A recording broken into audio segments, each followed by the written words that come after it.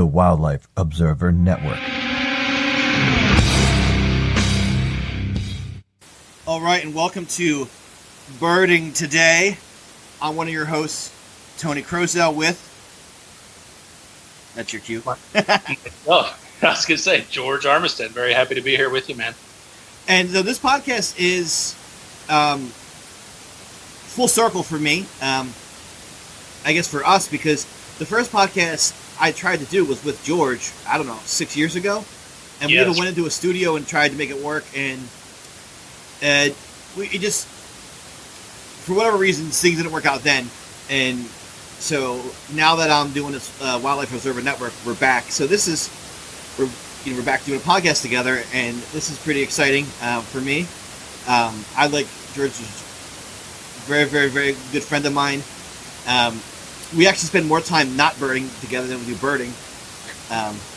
I'll talk about George, fill in the details if I don't have it. Do you want to mention who you work for, or do you want to keep it vague for the podcast purposes? Oh, I'm happy to give a brief intro. Okay, yeah, go for it. Yeah, I am lifelong Philadelphian, been birding since I was 9 years old. My dad's a birder, got me into it early. I now work for Rock Jumper Birding Tours. We do bird watching tours all over the world, and I've traveled a lot for work. And I love birding here in Philly. I love finding little nooks in the planet to try to peel back the layers and see what birds are there. And I always say the only thing more exhilarating than seeing a new bird you haven't seen before is sharing that sighting with somebody else. So I think people that are into birds are fascinating as well. Cool, interesting, odd sometimes. So I'm psyched to talk about all that stuff. And you used to work for the ABA, the American Birding Association, right, as the events coordinator? That's right. Yeah, I was there for almost 5 years. We planned a whole bunch of different events, domestic events in the U.S., international events. Was a great time, a great organization, the American Birding Association. And former president of the Delaware Valley Ornithological Club? Yes, yeah, here in Philly, put it this way, one of the oldest bird clubs in the country. We're over, we're getting close to 130 years old, I guess, right? Yeah. And that was, I'm still on the council, love the club, love the community, feel very fortunate to be a part of it. And you've written 2 books, right? So far? Yes. Yeah. I did a book while I was with the American Birding Association, a field guide to the birds of Pennsylvania, which has photos by Brian Small, the great photographer Brian Small. I wrote the text and contributed a few photos, and then also Better Birding, published by Princeton Press, co-authored with Brian Sullivan of eBird and Cornell. So those are the 2 books I spent some years working on. Would love to do some more book projects, but time is short.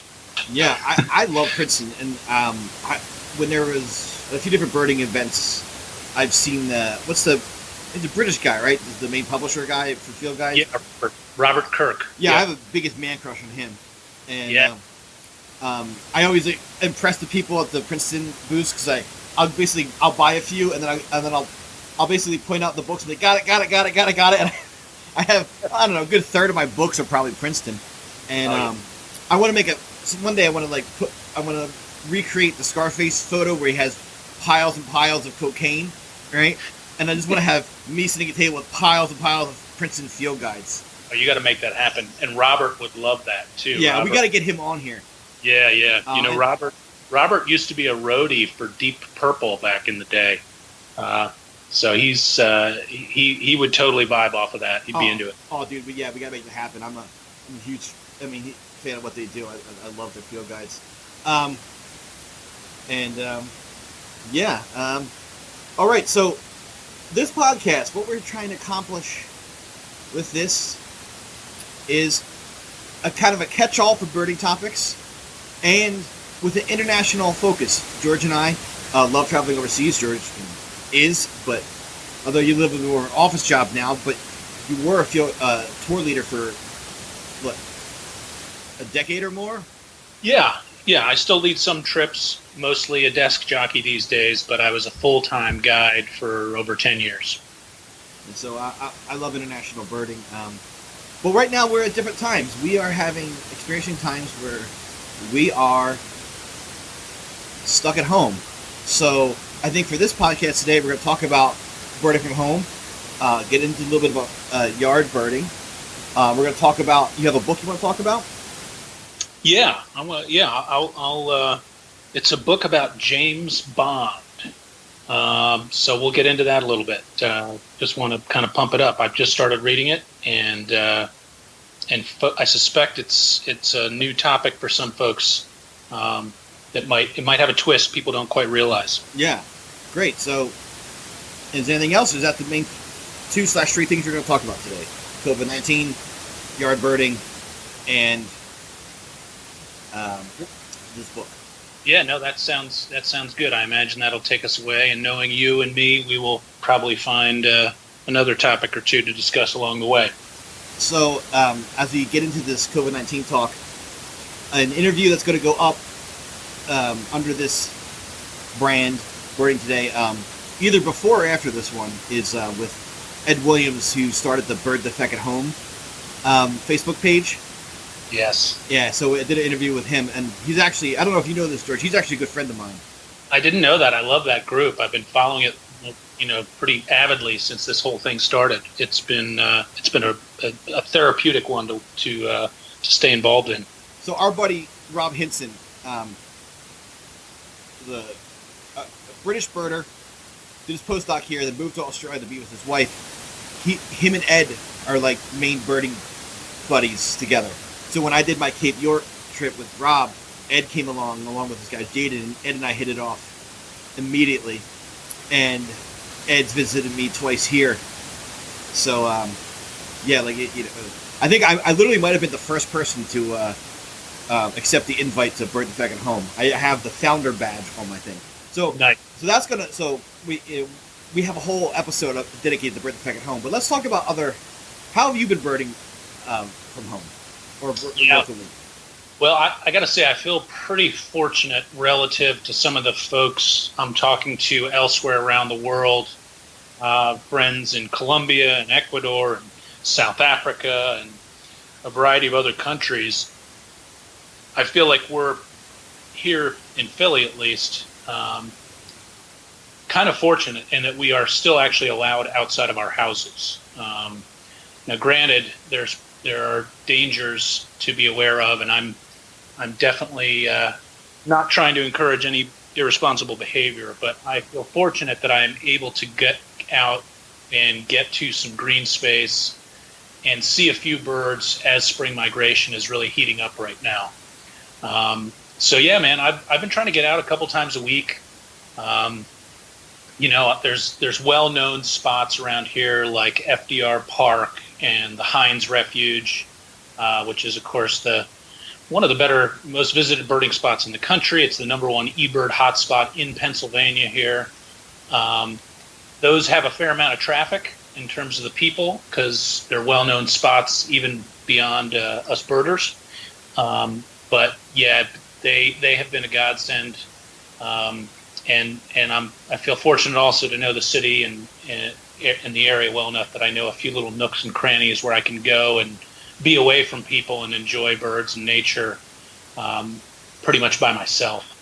So I've been trying to do that. I think all of us have tried to find ways to cope with this situation. Like I say, I think here we're better off than some of the folks elsewhere. I find it really interesting that these animal shelters in Florida, New York City, some other places I've read about, probably here in Philly too, these animal shelters are either empty or there's more animals. There's fewer animals than there's been in years in these animal shelters because everybody is fostering cats and dogs and it's never been more competitive actually to get one. And at the same time, our parks are full, right? People are rolling into parks. In some places, it's been a problem. They've actually had to close them. But I think it speaks to the character and the nature of us that we, in rough times like this, we seek out trees and we try to commune with animals. So I've been doing that. I know others have been doing it too. I know you've gotten some yard birds even today. So yeah, I don't know. I feel lucky in that respect. I've never been more thankful for birds and to be able to witness bird migration than I am right now. Yeah, it's funny you're talking about animals. I literally have my cat in my lap. Just jumped in. What's your cat's name? Shamu. Shamu. And I don't know how much longer Shamu is going to be with us. He's got he has heart failure and enlarged thyroid, and he's been on medicine for a while. But I mean, we took him in 3 times now to get his chest drained, and the last time they were basically like, we can't keep doing this, so you might want to just say goodbye, say goodbye to him over the weekend and bring him in, and so we keep waiting for him to kind of like get to a place where it's clear he's in bad shape, yeah, like where it's like, I don't want to just like take it, you don't put your elderly person, obviously we don't, euthanize our own generally, although it's legal some places, but, you don't think just because someone becomes like, has some trouble breathing or whatever, you don't necessarily like think they should die. But I want so I don't know, with this cat, I don't want to put him down. I want to wait until I know that I want to know he's not suffering, right? If he's suffering, right, then I'm going to put him down. But the cat acts totally normal. He jumps in my lap, he follows me around, he like begs for food and plays. So I'm like, okay, well, as soon as you give me an indication that you're in pain or you're not, then I'll do what I have to do. But right, he's literally in my lap, purring like crazy. You could probably, because we're on Skype, we have a bit of static in the background. You might hear him purring. He's right next to the microphone. It's crazy. So yeah, my girlfriend just went through that as well, where she had an older cat and had to make a call as to when was the right time to say goodbye. And it's not an easy thing because, but eventually he did it, like you say, his behavior kind of showed her what needed to be done. But yeah, not an easy thing. Yeah, we went last night. Like we went to bed. Like I was like bawling, being like, all right, like. And this morning we woke up being like, all right, like we're probably gonna find, basically like we're either gonna find him dead or we're gonna have to take him in, right? Right. And like, we come downstairs and he greets us at the stairs and he's like yelling for food, and then like he's been following us around all day, like jumping up on his cat tree, which looks out the window. That's where I saw a chipping sparrow. Like he jumps out the window, he watches the birds because he wants to eat them, and then I watch the birds from the feeder. So I don't know. All right, let's get back. I love that picture. I love that the picture you posted the other day of you with the binocs looking out the window, and Shamu's like right by your side looking as well. Like, is that a chipping sparrow? Jeez, that'd be a new yard bird. Yeah, and he like it's so funny. Like he'll be up there, and then he'll look at me like, especially when the starlings come by, and sometimes the squirrels, he'll just like give this like really annoyed meow, like. Ow, are you seeing this? Like I'm sure because he wants to eat it, but it's really funny. Yeah. So, all right. So George and I talk about yard birding, right? What's really interesting is you live in a condo in South Philly, like the most dense, like as densely populated as you pretty much get in the world. Yeah. All right. Like Philly is, I think. The most densely, we're really big. We have a lot of land with parks and stuff, but like the actual area people live in is, I think we have some of the densest housing, like 2 or 3 in the country. Right? Yeah, my real estate agent told me that this neighborhood, well, the area, sort of more or less what they call Center City, between, there are certain parameters. I think it was north of Tasker and south of Spring Garden, river to river, was the second most densely populated chunk of land that size aside from Manhattan. Yeah. Now, I don't know if that is true, but if you look at it on Google Earth, it certainly looks very, very urban. Yeah. Yeah. I mean, you probably have like 80, 100,000 people in your zip code. Yeah. I'm not exaggerating. Like my zip, when I grew up in Northeast Philly, I had 50,000 people in my zip code, and our houses are a little bit bigger than South Philly. So, yeah, my neighborhood in West Philly, 70,000 people. So I bet you it's so. George lives in a condo in the most densely populated part of the city, just south of Center City. And I live in a single house with a big yard. I'm the third house in from a 1,900-acre park, and you've lived in your house 2.5 years. I lived in my house a year and a half, and I think I have like 60 species of bird, and you have what? How many? 80 some? 84. I just got American black duck about 2 weeks ago. It was number 84. So so we're talking about like what the differences might be, right? And I was hitting on this idea that my house, it's almost like the birds have a embarrassment of riches, right? Like if a bird finds itself over northwest Philadelphia, it has, the Schuylkill River, which I cannot see from my house, or even the airspace over it, just the way it's laid out.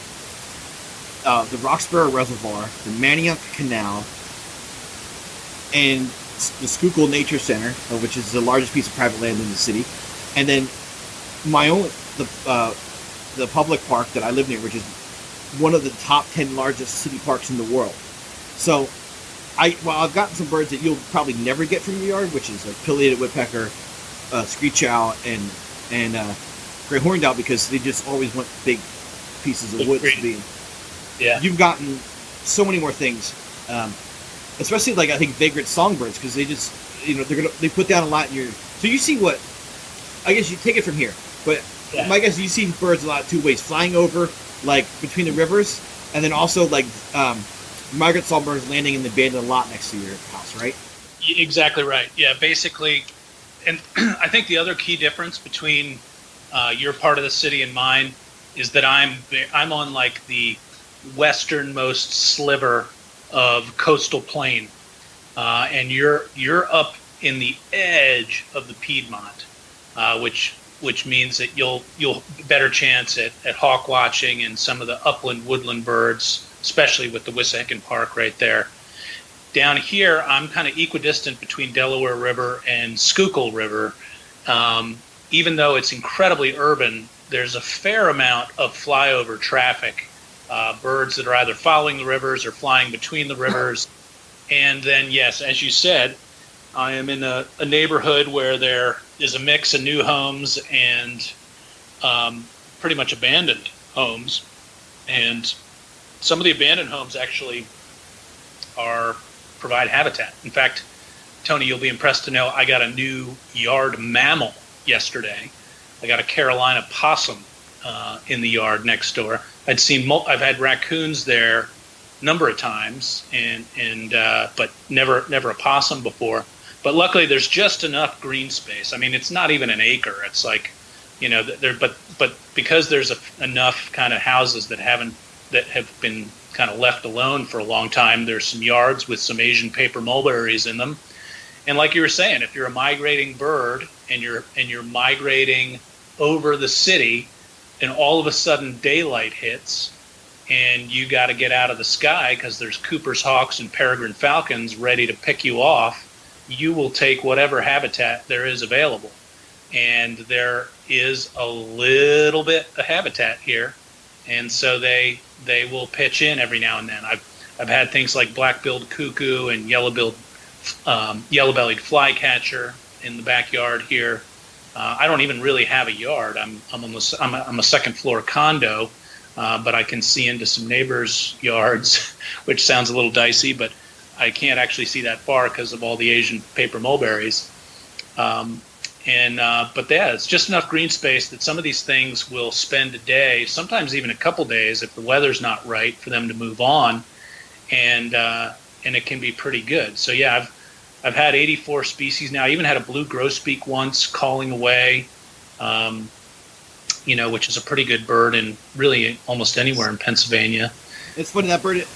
You mentioned like two birds that I don't have in my yard that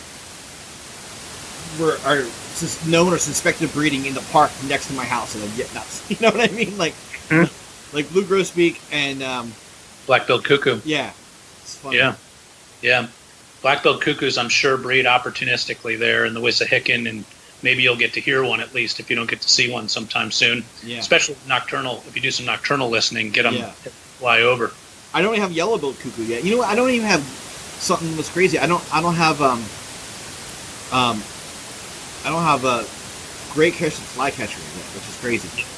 Me neither. And I don't have, I will probably never get tufted titmouse, here. Like they need big trees or some trees.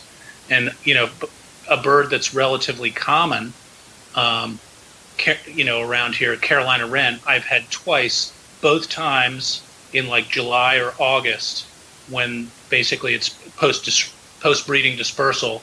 They're moving away from natal areas or from nest areas, and that's when I've had them.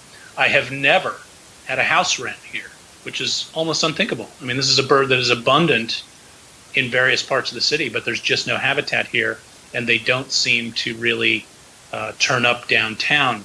That's part of, I guess, what I find so fascinating is there is a number of birds that will turn up in the city, in the most urban areas with the least amount of actual habitat available. There are birds that routinely turn up in those areas, and others which just never do. Here's a little anecdote, and you were actually part of this earlier in the day, I believe. Were you there the day? A bunch of us birded in the Wissahickon, and Todd, I know, was there, and usually if Todd's there, you're there, although you never know where you'll be. But I remember talking about how I feel like I under-record yellow-throated vireo because I have trouble picking its call out, its song out. Now, right. I feel like you know how some things just, for some reason, like you could, some people, I mean, I think it's way closer, but some people have trouble with pileated and flicker, and I have no trouble. Like I know those calls apart, no trouble whatsoever. But, right. And lots of other things like that. But for some reason, the yellow-throated warbler call, yellow-throated vireo. Yellow-throated vireo call, I just don't pick up on that easily. And I was talking about that with some of you guys in the Wissahickon, and I think we even heard some singing, and I think we're second-guessing ourselves, being like, I think that's one. But I remember Todd was like, they're very emphatic. That's the... And I remember him saying, and I get dropped off at home, and at the time I lived in West Philly in a very urban, row house, but there was a no man's land lot behind my house, and I hear a red start, and so I decided to go out back with my binoculars, and there's a red start, and then I hear a bird. I'm like, that sounds like what I think a yellow-throated vireo should sound like, and boom, there's a yellow-throated vireo in this tiny, there's just 4 locust trees in this abandoned lot. And the only reason the abandoned lot's there is because there was a gas explosion 20 years ago, and it blew up 6 houses.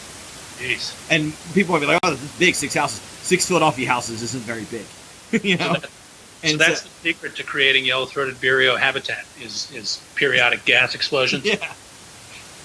And again, I don't have yellow-throated vireo or red start from my house now. Yeah. I think you're right. I think all of us that are sort of regular birders and spend a lot of time outside have those birds that just fly under our radar all the time. There's ones also, I think, that like, I know there are certain birds I am better at finding than the average person. And I also know that there are certain birds that I never find that other people seem to find with, relative ease. Like, I always say I have personally never found a saw-whet owl by myself. I've seen lots of them over the years, but I personally have never actually found one. Whatever skills are required to find a saw-whet owl, I do not possess, which is a shame because, of course, it is one of the cutest animals on the planet. But yeah, I mean, I do pretty well with some other things, but certain things I just can't find. Yeah, that's how it goes. So we did. I wrote a. So I don't like people who listen to the Urban Wildlife podcast back in the day, which begot this network. They know what I do for a living. I don't tend to talk about what I do for a living just because, if I say something about cats, like, earlier you heard me talk about how much I love my cat, but I have certain views on cat management, and if certain animal rights activists, they hear that my pragmatic and scientifically based, in general, a shared consensus with wildlife biologists on best practices for managing wild, invasive predators. It'll cause these folks to call my work, and literally they did that to try to get me fired because and I remember the episode. It must have been a fun one for you. Yeah. And and again, I'm just you never know. I don't imagine that Rock Jumper would get angry calls from animal rights, and if they did, they wouldn't care. Well, yeah. But I'm not quite that way. But yeah. I get your meaning. Yeah. So I'm not gonna say who I work for, but I did read an article recently for work. I'm doing some work at home right now about how to bird from home, and one of the things I talked about is bird cams, right? Watching the Panama feeders on Cornell's Panama feeding stations and eagle cams and whatnot. And every time twice I've written articles about this. Two different entities asked me to write articles. One's my work, one is an affiliate with my work. They both asked me to write these nature articles and do something about when you can have birding from home. So I talk about these cams, and I personally don't usually look at them very often myself, other than recommending it to other people. But these cams do exist, and this is my question for you: is how often do you ever look at these cams? I almost never look at them, but I am extraordinarily grateful that they exist, and perhaps I'm almost ashamed to admit this. I don't watch nature specials that often. I've watched Planet Earth and Blue Planet, and if stuff comes on, I'll watch it every now and then. Or Winged Migration. Don't get me started on that. The movie that came out. Yeah. I saw it. I actually saw the director talk at a film festival. Yeah, it was. I guess I feel like I'm so inside baseball. I'm such a nerd about this stuff that I so get my fill of it through, my general passion for it in life, but also through my work. That often when I disengage, that's not what I want to do. I want to, catch up with a friend over a beer, watch a ball game, whatever. So I don't end up, I know that those cams exist, and I know that they're extraordinarily popular, and I would love to, for instance, I would love it if there was a cam on the Peregrine Falcons in City Hall in Philly, or the bald eagles at the Heinz Refuge. I think that would be awesome because I know how popular those things are, but I don't watch them very often. You heard that Dan, Art, and I found a new Peregrine Falcon nest in the city, right? I think I did see that, but I can't. It's right across from Powell's Creek Park on tower. Because I kept hearing them last year, and I'm like, they got to be nesting nearby, right? And I assume that they're nesting on this bridge, not too far away, or in Upper Darby where there's some big buildings. and I kept hearing them, and I'm like, okay, they got to be back this year. And so I mentioned it, and Art was like, let's go look for them. So we spent a couple hours looking for them. All these spots we thought, this big water tower, this bridge, the Tower Theater area in Upper Darby, a few areas in West Philly, and then Dan was like, what about that church tower? It looks perfect for it. And we're like, yeah. And then Art had to go, and I had to go to work. I mean, technically this was work for me. And then Dan was like, well, Dan's still out of work by choice. And so Dan was walking around, and then he calls me, he's like, there's a falcon on top of the church. Sure enough, they're nesting in the church. It's awesome. Wow. And so I'd like to put a can. I think we can access that nest. I'd like to put a can up there at some point. That would be sweet. I know you visited the one at City Hall with Art McMorris, who is the Pennsylvania state biologist who monitors all the peregrine falcon nests in the state of Pennsylvania. I think there's over 50 now, right? At least, I think, yeah. Yeah. They pretty much nest on almost every bridge, major bridge in the Philadelphia area, and a number of tall buildings and churches. I would think if we would do a cam anywhere, the one at City Hall would seem like a really good candidate, but I don't know. Maybe it's just unrealistic for other reasons.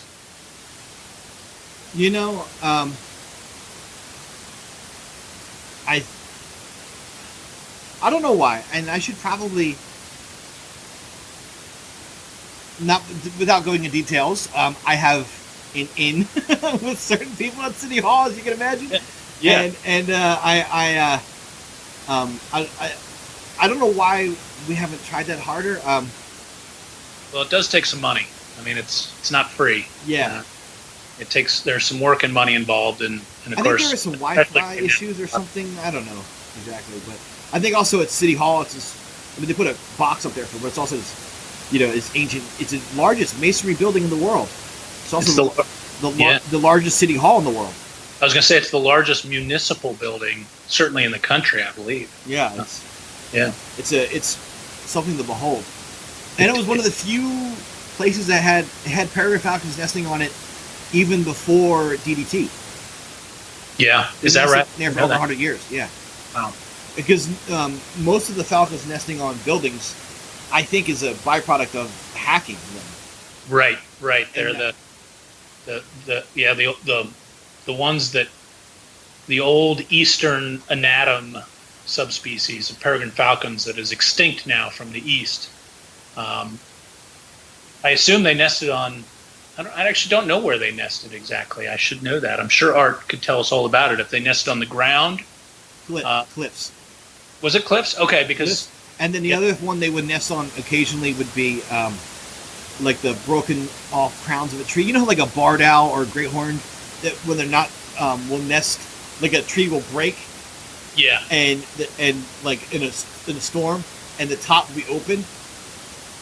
They would nest in those, but only if they were like in a cypress swamp or like in the middle of like they wouldn't nest in them if it was in a canopy. But if it was like the only tree, like spread out from other trees, they'd nest in those too.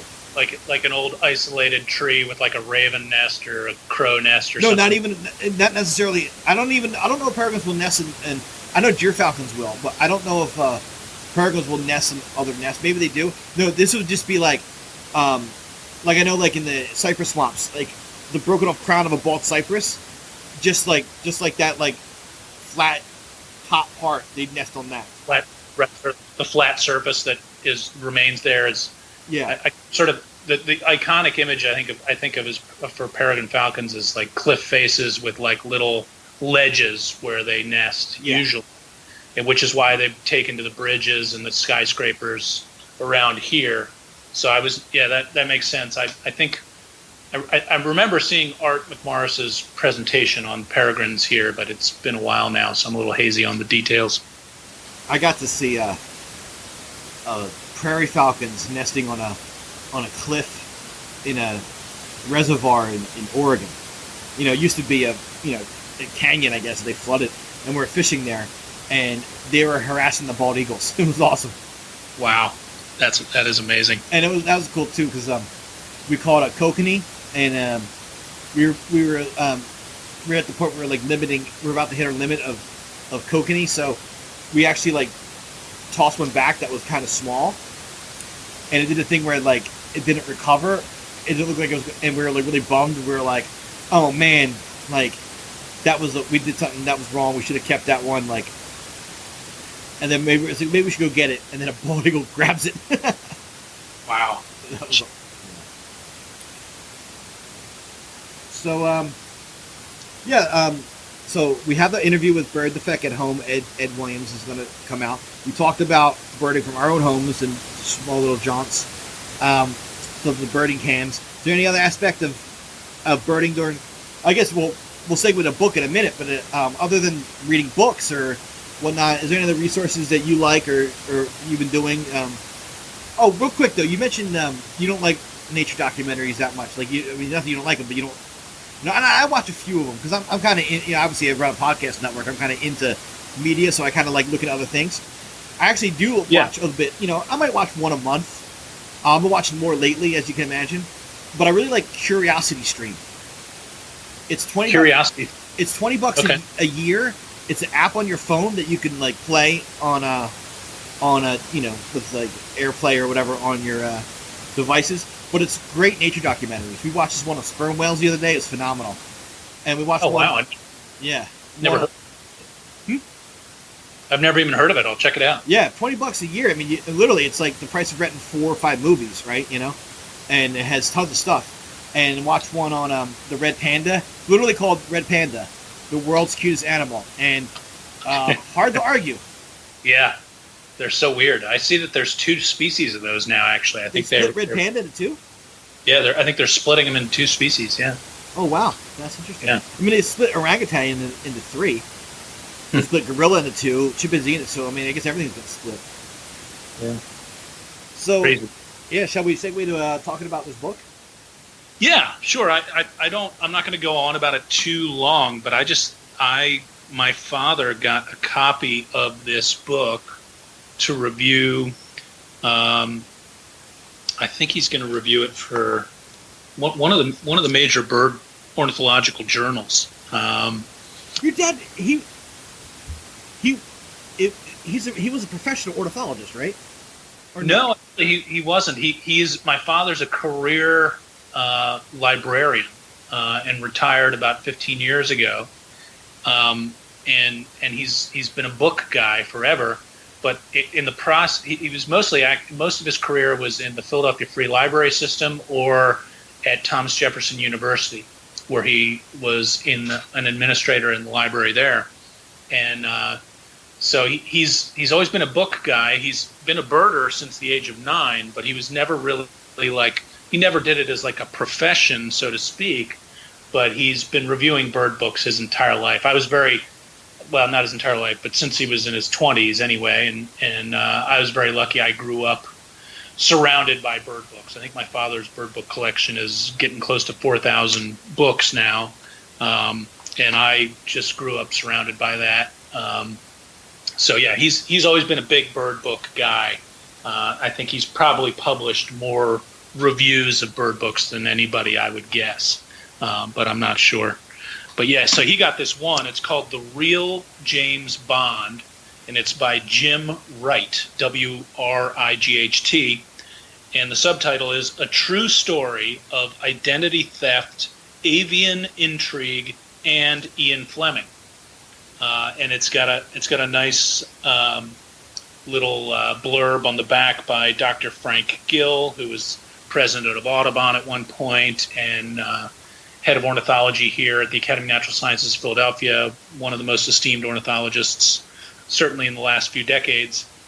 And he writes, James Bond. Here is the intriguing backstory of 3 heroes.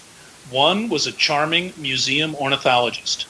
One, a flamboyant ex-naval intelligence officer turned best-selling author. And the third, of course, our suave MI6 agent who saves the world over and over again. But this good read is neither fiction nor fantasy. Rather, Jim Wright has penned a fine biography that meshes 3 fortuitously intertwined worlds. And I think what most people do not realize is that James Bond the original James Bond was an ornithologist, studied birds here in Philly at the Academy of Natural Sciences of Philadelphia, now Academy of Natural Sciences at Drexel University. And he lived in Chestnut Hill in northwest Philly, lived into the mid-1980s, I believe. Was best known for authoring The Birds of the West Indies. I think the first edition was published in the late 1930s. I have a copy on my shelf. No, you got a first edition? No, just one of his, Okay. I have 2 Bond books on my shelf. Nice. Yeah, and I think a lot of us here in Philly know this story because the real James Bond lived here for so many decades. But outside of Philly, I think a lot of people don't realize that Ian Fleming, I don't want to say stole the name, but certainly appropriated it. The story is that he was, I think, at his home in Barbados, and was writing, and he was writing Casino Royale, the first James Bond book, the first real book on James Bond, novel on the character of 007, and was looking for the name, and he looked on his bookshelf, saw The Birds of the West Indies by James Bond, and decided that this would be the title character for his character in his book. And so it's a fascinating story. I've just only started this book, but it talks about what it was like for to be James Bond as an ornithologist, and the various discoveries and adventures that he had as an ornithologist, but then also what it was like once the character James Bond was born, and all of a sudden his name took on a whole new meaning. And I think at first the novelty was kind of interesting, and I think the novelty wore off. I got to get to the end of the book, we'll see. But I've heard stories about them getting prank called back in the days when there were phone books. People would look and see the name James Bond, and they would just call him up on the phone. And this is Miss Morning Print. Yeah, exactly. Yeah, this is Q. Please report for duty. Or this is Octopussy. Please bring my helicopter back, or whatever. So they would get a lot of that. But at any rate, I've been really enjoying it so far.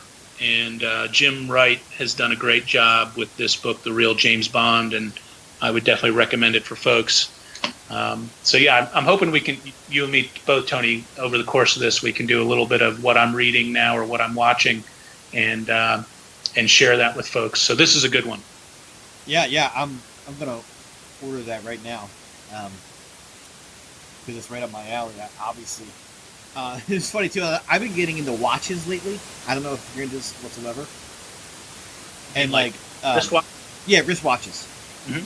And James Bond has had a huge influence on watch culture.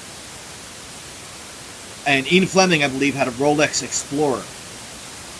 And he refers to it as a Rolex Oyster Perpetual, which it is, but he didn't say the actual model. Like lots of Rolexes fall under the Oyster Perpetual. Oyster means waterproof. Perpetual refers to the date system on it, and so.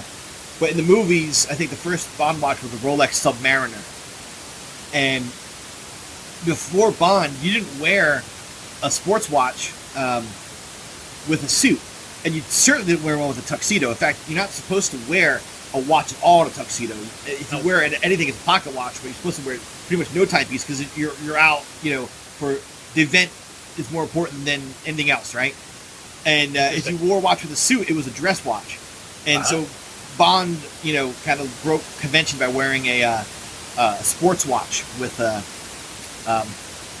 suit, let alone a tuxedo, and so it's pretty funny. It all comes back to Ian Fleming and whatnot. So nice. Yeah. I didn't know that at all, but it kind of fits now that you say that. But I never would have guessed that. That's interesting. Yeah, and a weird thing. Not to get too crazy down the Roth rabbit hole, but Sean Connery, he wears a strap, not the Submariner usually comes with they call the Oyster bracelet, and he's seen wearing it in Casino Royale or whatever, the first one he was in, with this strap, and it's actually the strap was undersized. You can actually see the spring bar sticking out on either side of it, and it's like this band. It's strapped with like two bands on it, like it's like striped band. And I know that like there'd be like some military would have people wear a canvas or a nylon band and it would like wrap through because it would attach the watch in two places. But if the buckle opened on a watch, it would fall. The watch would fall off, right? So these like this is a certain way of wearing watch. Anyway, so it started this whole trend of people wearing like expensive watches on like canvas or nylon straps rather than it's this really thing. And so I actually have a Russian dive watch, which is like the equivalent of like it's a Rolex no matter a new one costs like 10 grand or something like that. But like it's a Russian equivalent of it's only $100 watch, but it does the same thing. You dive with it, and I have it on the same strap that Bond have because Russians were often like the Soviets were often like the villain. So I think it's kind of funny that like I'm doing like my own little homage to James Bond, but twisting it up by having a Russian watch instead of a the Russian dive watch. Yeah, and it's on the same band. So. Nice, man. I'm sure it looks slick. Yeah, and now that I'm home and I'm not spending money on drinking or anything, although I have a kid on the way, so I can't spend too much money. But watch prices are going down because people, are selling stuff, I guess. So I've actually bought a few like cheap watches, mostly Russian because I like Russian watches, on eBay since I've been home.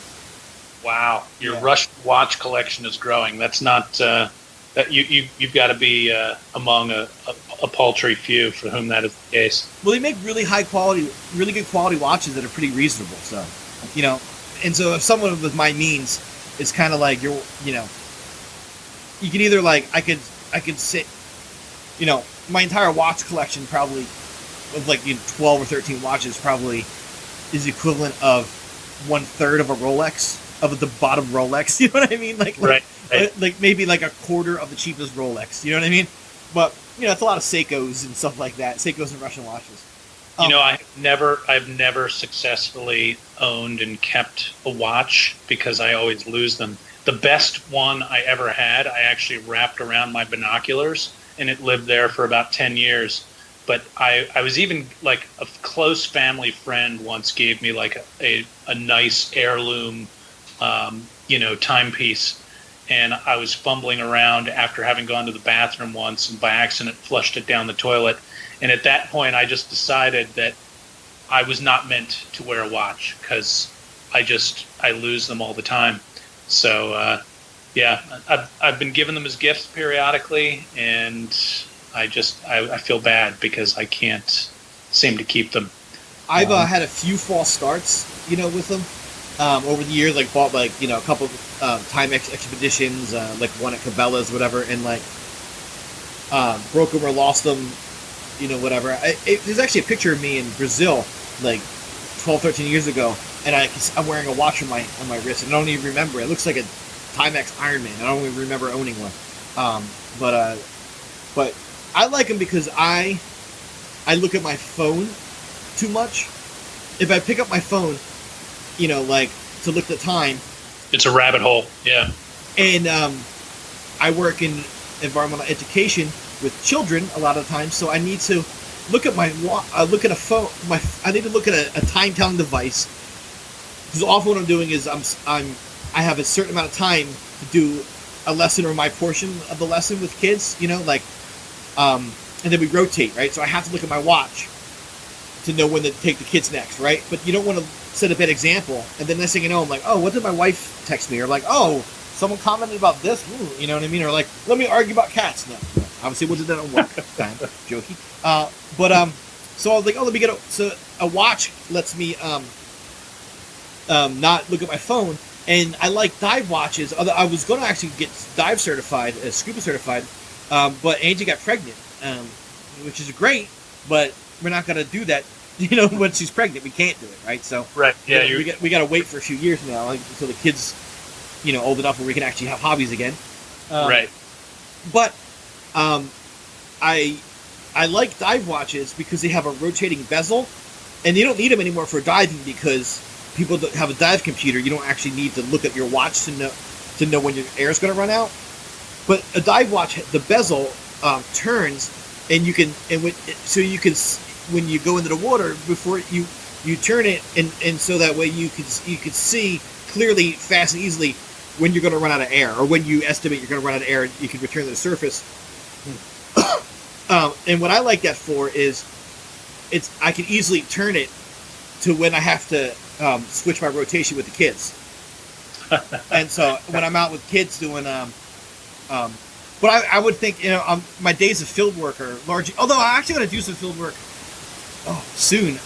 If the viruses, I'm supposed to do some surveys for work.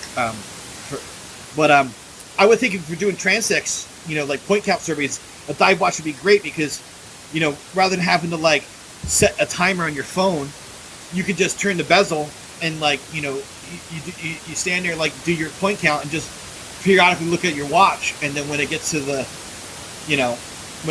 spot, then you stop and move on. I think it's very handy and underutilized tool.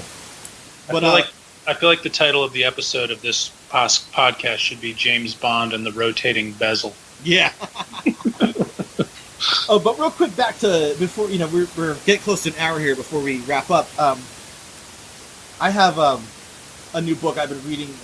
I buy lots of books, and I don't read nearly enough of them, but a lot of them are reference books, so it doesn't matter. They're just on the shelf. But I bought The Birds of Paradise and Bowerbirds by Phil Gregory. Nice. And it's phenomenal. I love it. I want to do a proper review of it. What's cool for me is Phil Gregory owns, or used to own anyway. I think I'm not sure if he did it or not. He just sold Cassowary House just recently. Man, I'd love to buy that and move there. Yeah. But the first bird of paradise I ever saw was at Cassowary House. Nice. Rifle bird? Yeah. Nice. Yeah. My first as well. At Cassowary House? Yeah, first and only, actually. Yeah. I went to... Actually, Rifle bird wasn't quite at Cassowary House. It was near there, but not there. Yeah, so so my first... It was literally in this man's yard. Although he wasn't there. His son and his wife were there. He was away. I think he was in New Guinea. I'm lucky to have traveled with Phil several times. I know him fairly well, although I haven't seen him much in recent years. But him and I did a tour together to Oman in the UAE, which flew in and out of Dubai, which most people wouldn't think of as a birding city, and we did. Let's see, we did an Australia trip together, one or two others as well.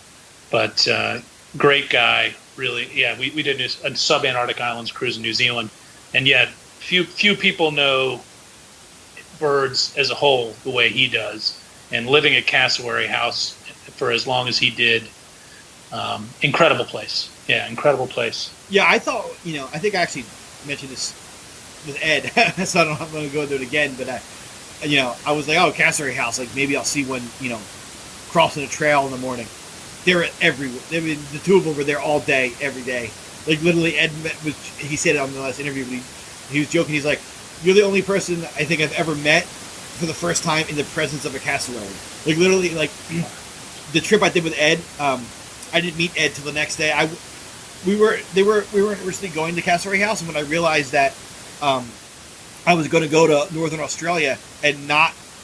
There are cassowaries in the very top of Cape York. There's 2 populations of cassowaries in Australia, and but I didn't. We're going to the northern, the most northern, literally the top tippy tip of Australia, and they're really hard to see there. They're a lot more easy to see around Cairns. So yes. I was like, well, I got to see that. I got to see one, and I want to see all the other stuff, right? And they're like, well, stay at the Cassowary House tonight, and so we did, and it was ridiculous. They were there the whole day, and it was amazing. I got to see his book collection and all these great paintings and stuff, and I was like, man, I really want to meet this person. So he's got an incredible library. And if people don't know what a cassowary is, you should look it up. They say it's one of the few birds on Earth that could eviscerate a human being in a matter of seconds if they so chose. They're big birds, sort of like ratites or almost sort of like ostriches or rheas. I think they're the third biggest bird in the world, right? Yeah, and the claws, talons, whatever you want to call them, that they have are formidable. Yeah. Formidable. So you've only seen? Did you say you've only seen one species of bird of paradise now, ever? Yeah, that's correct. I've never been to New Guinea, so. And you didn't see the other three? I've not been up to the Cape. I've not been up to the Cape York area. And you haven't seen the more southerly rifle bird. I know there's Magnificent Victoria, and there's 3 in Australia. I want to say Victoria is the one I saw. Whichever one is by Cassowary House. I can't remember actually. I saw it there, and it's O'Reilly's guest house. That place that where there were the big fires in Lamington National Park. But also an incredible place. I think O'Reilly's, if I'm not mistaken, the one near Brisbane, like New South Wales and southern Queensland, I think that's Paradise. Then it's Victoria by Cairns, and then it's Magnificent, if I'm not mistaken. And you're more current on it than I am. And there's also Trumpet Manu Code. Yes. And I got to see those two up in that area. That was incredible. We're going to do a whole episode on that. Cape York was awesome. But my favorite place in the world, honestly, if I was to pick a spot, if I was ever to pick up and move, it would be Cairns area, hands down. I like to pronounce it Cairns, just to irritate people. Yeah. All right, buddy, man. We're pretty. I mean, we could go whatever, but I like to. I mean, whoever's still listening has probably had enough. So. Well, that's the thing. Is I personally prefer conversational podcasts more than interviews. We do both. So what I like to do is have a conversational podcast and then the interview podcast, keep them separate. You know. Yeah. So if you could, I think we should try to interview Phil Gregory about his book soon, and also the author of this James Bond book would be great too. I love that idea. Also, I think Holly Merker's Ornithotherapy Facebook group, that would be a good one for us at some point. I want to talk to her. Yeah, I want to talk to her, Holly, very soon. I'd love to do a podcast with Holly. I have talked to her about a couple things before. I wish she was. She's one of the greatest things that ever happened to planet Earth in human form. I agree, 100%. And I wish she would. Maybe she's getting into more, but I wish she would be more of a ham like me, because she's got so much to offer. I mean, she's so incredible. So she is. I'll reach out. I'll text her right now. All right, buddy. It's great hearing your voice. I hope to see you in person sooner than later. Yes, thank you. We'll do this again in 2 weeks. Sounds good. Looking forward to it, amigo. Everybody, cheers. And everybody, thanks for listening. Like and subscribe on your favorite podcasting format of choice. You can tweet at us at Wildlife Obs Network or Instagram and Facebook and all that.